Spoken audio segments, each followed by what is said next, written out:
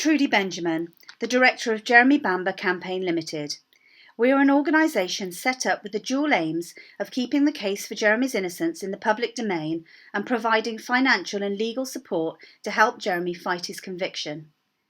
Jeremy Bamber has served almost 32 years for shooting dead 5 members of his family in 1985, a crime for which he has maintained innocence, stating that Sheila Caffel, his schizophrenic sister, killed the family in another of her psychotic episodes. In 1994, the Home Office notified Jeremy that his sentence had been retrospectively upgraded to a whole life tariff. As it stands, Jeremy will die in jail. Non-disclosure has been and still is the biggest hurdle to proving Jeremy's innocence. Prior to the trial in 1986, the defence team made requests for access to Sheila Caffel's medical records, but were refused. The police had also gathered a large amount of evidence pertaining to Jeremy's innocence, which was also kept from the Director of Public Prosecutions. Since then, the practice of non-disclosure has continued. During the 1990s, Jeremy Bamber sought to have DNA testing carried out on essential exhibits, but Essex Police refused disclosure. Determined to fight this decision, Jeremy went to judicial review, and a judge ordered in favour of disclosure, ordering the Home Secretary to disclose. Nevertheless, in 1996, a special branch officer accidentally ordered destruction of these key exhibits by incineration. The only remaining material with a DNA connection was the key prosecution exhibit, the sound moderator for the rifle used in the killings. In 2005, Andrew Hunter, then MP for Basingstoke, asked the Home Office for full disclosure of the original handwritten police logs from the night of the tragedies. He was met with full assurance that the Criminal Cases Review Commission, the CCRC, was nobody's patsy and could obtain full disclosure.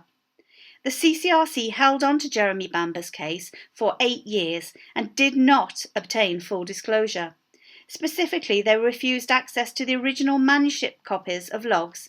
These include evidence that someone was alive in the house while the police were outside with Jeremy Bamber, and further evidence that Jeremy Bamber's father had called police and told them his daughter had gone berserk and had one of his guns. The CCRC were told by Essex Police that the original log could not be located.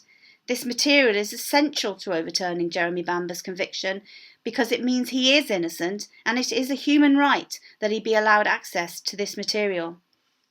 After the 2002 appeal material was disclosed to the defence, which owing to the lack of legal aid has only been properly searched through by campaigners in the past 5 years. These documents constitute 120 lever arch files of material, and within them are police files referring to evidence pertaining to Jeremy's innocence.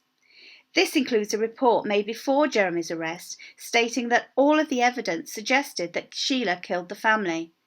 This evidence proves that at the last appeal, the police ignored explicit orders made by the court to give full disclosure to the defence.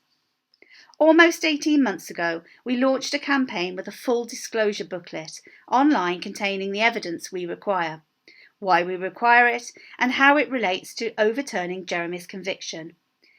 It is clear from this material that the request is not speculative in nature. The internal Home Office references were provided to the police for ease of disclosure. We received a letter from the forced solicitor, and I quote, "To avoid any further unnecessary drain on public resources, future communication from you to Essex Police, either directly or via open letters issued to the media, may not be responded to." In fact, the police have refused disclosure on many different grounds, including cost, despite the offer to pay for the administration of disclosure. Jeremy Bamber's own MP has refused to aid us in requesting disclosure from the Home Secretary. The Forensic Science Archive Limited, the organisation which holds all of the forensic records from the former Forensic Science Service, has also refused to disclose vital examination records. This is despite the fact that 2 of the forensic scientists who examined the key exhibit, the sound moderator, and made statements to the City of London police inquiry in 1991, said clearly that their statements had been altered without their knowledge or permission. This fact alone warrants full disclosure of the chain of evidence. The parallels between Jeremy's case and other miscarriages of justice have not gone unnoticed by the community. Both Eddie Guilfoyle and the late Susan May, who were separately convicted of murder, were also refused disclosure before their convictions during the 1990s and since, but both convictions are still maintained by non-disclosure. One doesn't need to look very far to find the same non-disclosure tactics used by the police in the case of the Guildford Four. No one could forget that the police withheld alibi statements that, when finally uncovered, led to the immediate release of innocent men after 15 years in prison. Today, I want to leave you all with that very sobering thought, and to consider the importance of open justice in the case of Jeremy Bamber and all prisoners maintaining innocence. Thank you.